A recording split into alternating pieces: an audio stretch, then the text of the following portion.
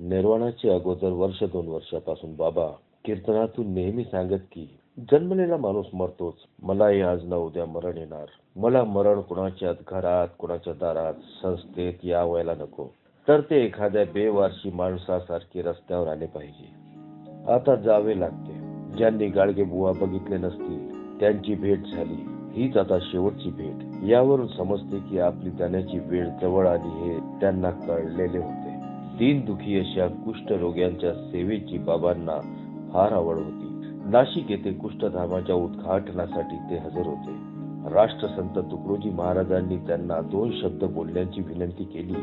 श्री बाबा म्हणाले, भाग्यवान तोच की ज्याचे शरीर निरोगी आहे. हे महारोगी दुःखाने पिडलेले अभागी जीव आहेत.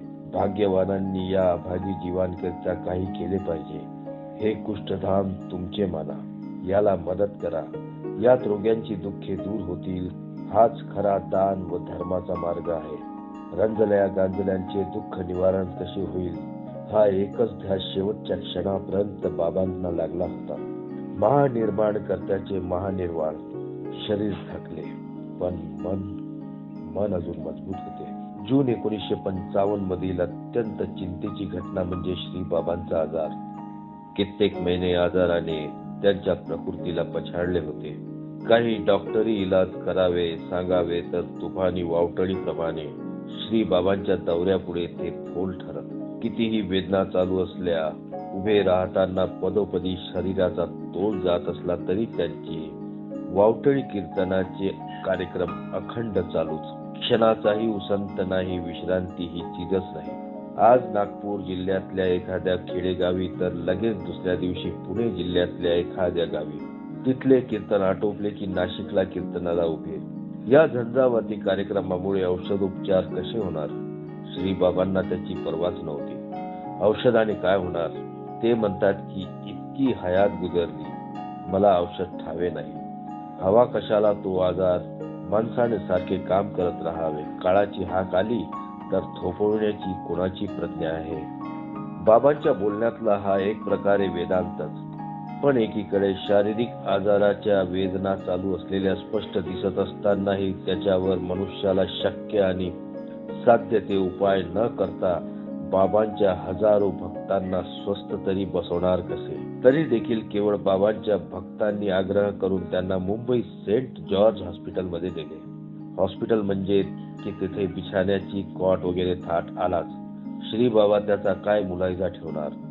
दीन दुनियेने निदान फाटक्या कांबळ्यावर तरी रात्री श्रमलैला देह टाकावा. भुकेच्या वेळी कळणा कोंडा तरी सुखात खावा. तहानेसाठी जागोजाग स्वच्छ पाणी मिळावे म्हणून ज्या महात्म्याने आयुष्याची 60 वर्षे स्वतः काट्या कुट्या झाडाझुडपाखाली दगडाच्या उशीवर डोके ठेवून काढली, क्षणभराची निद्राही घेतली नाही, स्थापन केलेल्या अन्नसत्रात शेकडो अनाथ दीनदुबळे आमटी भाकर हुकमी खात असताना स्वतः दररोज कुणी देईल तो भाकरीचा तुकडा भीक मागून खाल्ला आणि हजारो यात्रेकरू श्री बाबाच्या प्रसाद तुल्य धर्मशाळातून सुरक्षित वास्तव्य करीत असताना जो असामान्य पुरुषोत्तम स्वतः दूर कुठेतरी चिखलमातीत झाडाच्या सावलीखाली आरामातला राम शोधण्यातच मग्न राहिला, तो का हॉस्पिटलातल्या खाटीवर आरूढ होणार होता? श्री बाबा चक्क जमिनीवर जाऊन पडले. तेथेच त्यांना उपचार चालू होते. औषधे इंजेक्शने अतिशय मिनतवारीने द्यावी लागत. शेजारी 2-4 निकटवर्ती अनुयायी या आजारात. रोग्याला भरपूर निवांत आणि विश्रांतीची आवश्यकता असते. डॉक्टर नसेल तसा सर्वांना वरचे वर इशाराही देत, पण सारे परिणाम शून्य. कोणाला मज्जाव करावा तरी पंचायत. बरे कोणी आले का बाबा उठून बसत, हात जोडून नमस्कार करीत. एवढ्यावर तर अनुयायांचे व इतरांचे समाधान व्हावे नाही. काही बाया येत त्या जवळच रडत बसत. त्यांना हुसकावायचे कोणी. काही जिव्हाळ्याचा विषय निघाला की बाबा बोलू लागत. कशी मिळणार निवांत विश्रांती? श्री बाबा 80च्या घरात होते. देहाची आसक्ती तर त्यांना नव्हतीच. दिवस रात्रीचा क्षण आणि क्षण जनता जनार्दनाच्या अनेक रूपी सेवेला खर्ची पाळावा ही त्यांची साधना, तपस्या. ते म्हणत असता की लोकांच्या पुण्याईने झाले तेवढे झाले, उद्याचा भरोसा कोणी काय द्यावा. घडा घालून दिला आहे. नीट घडवायचा असेल तर इमानाने घडवा, नाहीतर टाका पाठी फोडून. श्री बाबांनी आपला चिमुकला वैयक्तिक संस्कार टाकला आणि ते मायाजाळापासून अत्यंतिक निग्रहाने अलिप्त झाले खरे, पण आज त्यांच्या निरीच्छ, निर्मोही, निसंग आणि निर्लोभी तपस्येतून मोठमोठ्या धर्मशाळा, शाळा, पाठशाळा, अन्नसत्रे, सदावर्ते, पानपोया, गोसंवर्धन संस्था इत्यादी जो महाराष्ट्र व्यापी प्रचंड संसार निर्माण झाला होता, त्याच्या व्यवस्थेची त्यांना चिंता असे. म्हणून एके दिवशी सर्वजण झोपी गेलेले असता श्री बाबांनी कुणालाही न कळविता हॉस्पिटल सोडले. दवाखान्याचे जबर बिल कोणी द्यावे म्हणून भिवून पळून आलो, असे विनोदपूर्ण वाक्य बाबा उच्चारित असत. भगवंतांनी आमचा मुकदमा पुढे ढकलला, केसच्या मुदत वाढीची तारीख मिळाली, असेही बाबा भाविक मंडळीच्या पुढे बोलत असत. यावरून श्री बाबांना आपल्या निर्वाणाचा समय जवळ आलेला आहे याची कल्पना होती, असे दिसून येते. अशाच परिस्थितीत सतत कार्यरत राहण्याचा निश्चय करून जी जी कामे करणे जरुरी होते ती लवकरात लवकर आटोपण्याचा सपाटा सुरू केला. दवाखान्यातून निघाल्यानंतर त्यांची प्रकृती जरा चांगली दिसत होती, तरी त्यांच्या प्रकृतीत बराच बदल झाला होता. आजारामुळे जो अशक्तपणा आला होता तो काही भरून निघाला नव्हता. त्यांची खाण्यापिण्याची इच्छा कमी होत गेली. आता आपणाला जावयाचे आहे या जाणीवेने त्यांनी आपल्या कार्यतत्परतेला जोराची चालना दिली. स्थापन केलेल्या सर्व संस्थांचा चित्रपट डोळ्यासमोर ठेवून प्रत्येक संस्थेत शिल्लक राहिलेले आपले शेवटचे काम कोणते याची मनोमन तयारी केली. सर्व संस्थांच्या संचालक मंडळींना भेटून तेथील कामे आटपून घेण्याचा आदेश त्यांना दिला. त्यांच्या पुढे संस्थेच्या कामात हरकती निर्माण होतील अशी कामे निसंकोचपणे करून घेण्यास भाग पाडले. याप्रमाणे सन 1956च्या आघाडी वारीपर्यंत आपला दैनिक कीर्तन कार्यक्रम करीत असतानाच संस्थेची कामेही पूर्ण करून घेतली. निरांजन तेवत आहे तोवर पाहायचे ते पाहून घ्या. वाऱ्याची झुळूक केव्हा कशी येईल नि वाट विझेल हे कोण सांगणार. असा काही वर्षापूर्वी त्यांनी निर्वाणीचा इशारा आपल्या भक्तांना दिला होता. निरांजनाच्या तिथल्या उजेडात कोणी काय पाहिले, काय काय धडे घेतले, गोरगरिबांना जीवनाच्या अक्षरशः शेवटच्या क्षणापर्यंत कसा प्रकाश दिला, हे त्यांच्या नश्वर देहाच्या पण अमर आत्म्याच्या शेवटच्या काळातील दैनंदिन जीवनावरून दिसून येईल. मुंबईचे काही असेल ते आटपून घ्यावे या हेतूने श्री बाबा दिनांक 6 नोव्हेंबर 1956 रोजी मुंबईस आले. दिनांक 8 नोव्हेंबर 1956 रोजी बांद्रा येथील पोलीस लाईन मध्ये श्री बाबांचे कीर्तन झाले. हेच श्री बाबांचे अखेर कीर्तन ठरले. पुढे ते पंढरपुरात गेले. दिनांक 14 नोव्हेंबर 1956 हा एकादशीचा दिवस उघाड असल्यामुळे यात्रा फारच भरली होती. धर्मशाळेत पाय ठेवण्यास जागा नव्हती. सकाळी 4 वाजल्यापासून रात्री 8 वाजेपर्यंत श्री बाबांनी भाविक भक्तांना जमवून भजन करण्यात व त्यांना उपदेशामृत पाजण्यात तब्बल 16 तासाचा काळ सतत उभे राहून मोठ्या आनंदाने घालवला. गोपाला गोपाला देवकी नंदन गोपाला हा भजनाचा गजर आसमंतात दुमदुमत होता. श्री बाबांची अमृतवाणी ऐकण्यास भाविक जनता धर्मशाळेच्या आवारात जमत होती. जेवढे लोक चौकात मावत तेवढ्यांना खाली बसवून श्री बाबा त्यांना ठराविक प्रश्न विचारून त्याची उत्तरे ऐकून घेत व त्यावर 2-4 उपदेशामृताचे घोट पाजून त्यांना जावयास सांगत. ती मंडळी गेल्यावर नवीन समुदायात याप्रमाणे रात्री 8 वाजेपर्यंत चालूच होते. त्यानंतर गोरक्षणात गेले व रात्री 9ला कीर्तनाला सुरुवात केली. रात्री 12ला कीर्तन आटोपण्यापूर्वी जमलेल्या भाविक मंडळींना हे अखेरचे कीर्तन आहे, यापुढे भेटीचा योग येणार नाही असे सांगून त्यांचा निरोप घेतला.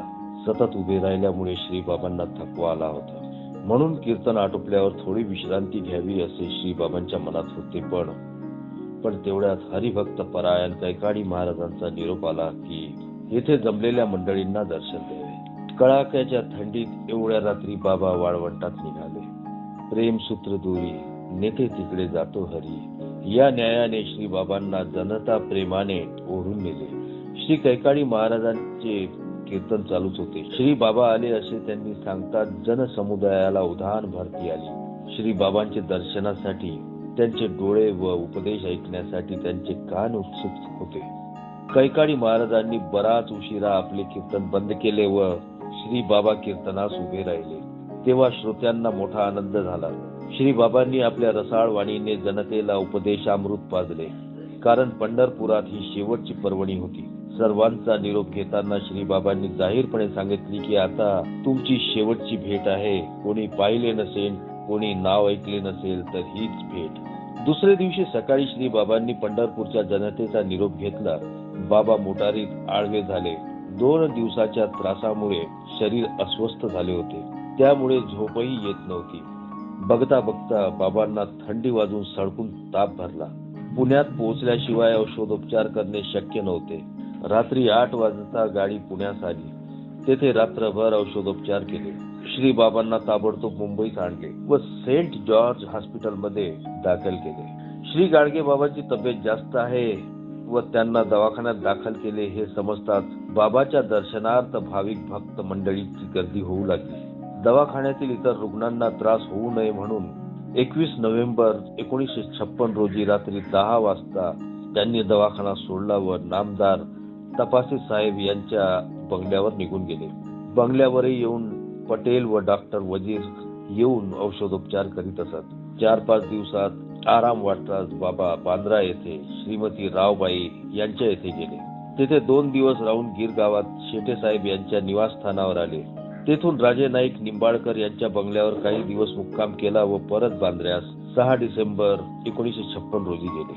डॉक्टर बाबासाहेब आंबेडकरांचे निधन झाल्याची बातमी त्यांना तेथे समजली. काही दिवस जगायचे असते, पुष्कळ काम राहिले असे म्हणून बाबा थोडा वेळ स्तब्ध झाले.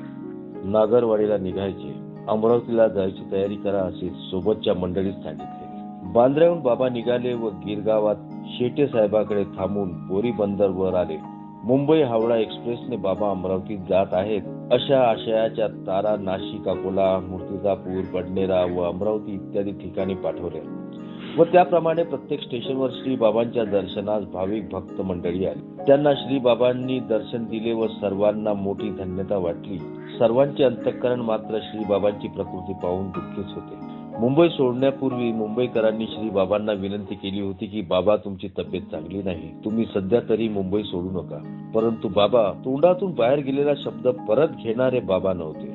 दिनांक 7 डिसेंबर 1956 रोजी सकाळी 10:30 वाजता एक्सप्रेस बडनेरा स्टेशनवर आली. अमरावती येथील श्री गोकुळभाईंनी श्री बाबांची व्यवस्था आपल्या बंगल्यावर केली होती. रंतू नावाने त्यांच्या बंगल्यावरील श्री बाबांनी आपला पहिला मुक्काम केला. दुसऱ्या दिवशी म्हणजे 8 डिसेंबर 1956 रोजी सकाळी श्री बाबा अमरावती श्री गोकुळभाई यांच्या बंगल्यावर गेले होते. तेथे डॉक्टर शहा यांच्याकडून औषधोपचार सुरू केला. मला आता औषध नको, मी बरा आहे असे श्री बाबा म्हणत, पण भोळे भाबडे थोडेच गप्प राहणार होते. दिनांक 9 डिसेंबर 1956 ला श्री राठोड यांच्या बंगल्यावर गेल्यावर तेथे श्री बाबांचे काहीच न जुमानता बंगल्यावर औषधांची सारी व्यवस्था करण्यात आली. श्री बाबांच्या अंगात अशक्तपणा होताच. जेमतेम उठून बसावेसे वाटे, पण अशक्त शरीर त्यांना तसे करू देईना. तेथेही श्री बाबांच्या दर्शनासाठी गर्दी होऊ लागली. श्री बाबांना विश्रांती मिळेना व डॉक्टर नेहमी सांगती श्री बाबांना भरपूर विश्रांती पाहिजे.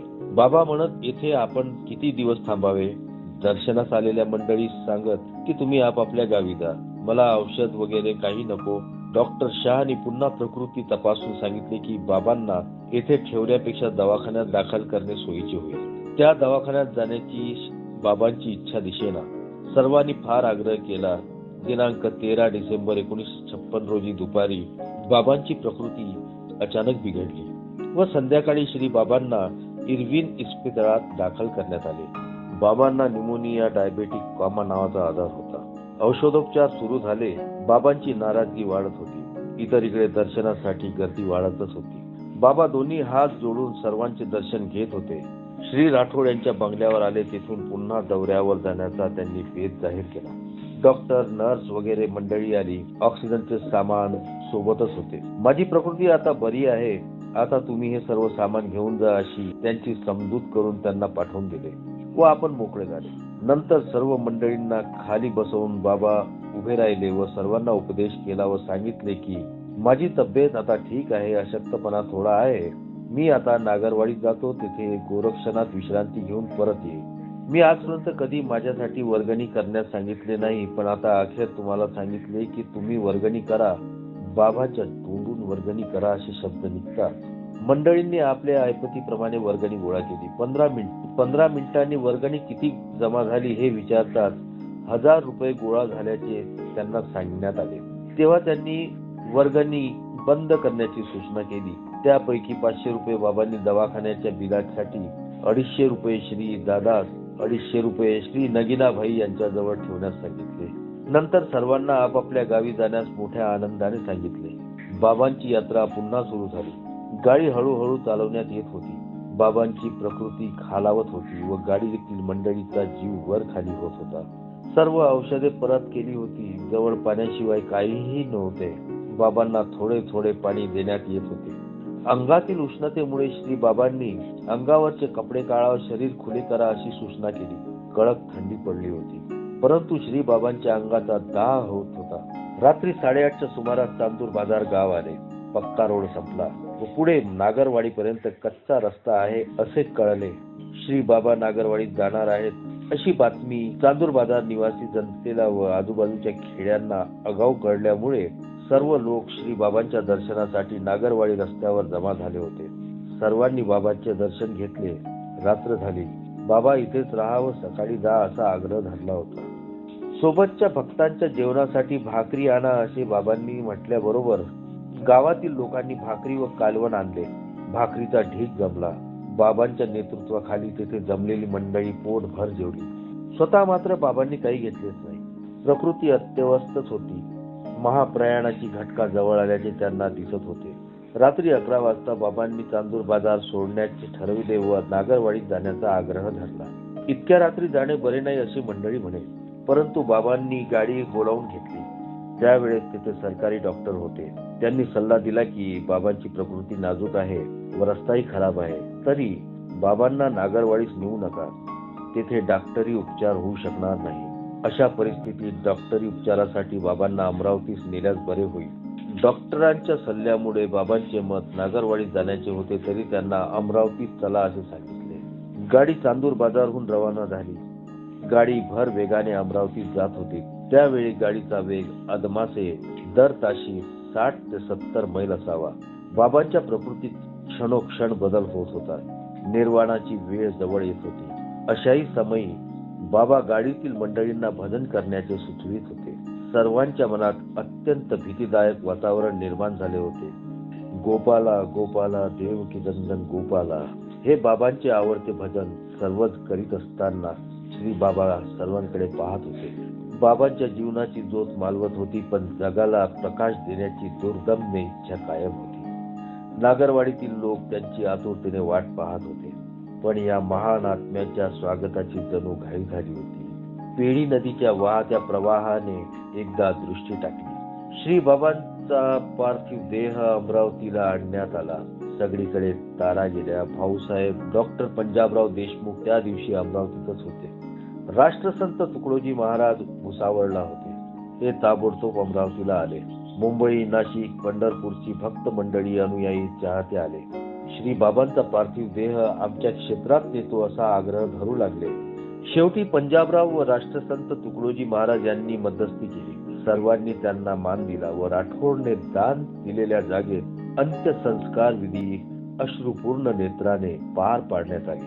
त्यालाच आज आपण गाडगेनगर अमरावती म्हणतो. या ठिकाणी आता बाबांची भव्य समाधी मंदिर भक्तांनी बांधले आहे. या समाधी मंदिरात वाचक श्रोत्याहो, आपण एकदा तरी अवश्य जा आणि त्या बाबांच्या दिव्यत्वासमोर नतमस्तक व्हा. गोपाला गोपाला देवकी नंदन गोपाला. मित्रांनो, प्रबोधनकार केसी ठाकरे द्वारा लिखित श्री संत गाडगे बाबा या पुस्तकाचे आज आपण इथे समापन करतो आहोत. परत भेटूया असल्या अन्य विषयासोबत. जर आपणास माझा हा उपक्रम, माझी ही वचनशैली आवडली असेल तर कृपया चॅनलला लाईक करा, सबस्क्राईब करा, शेअर करा आणि कमेंट्स करायला विसरू नका. धन्यवाद.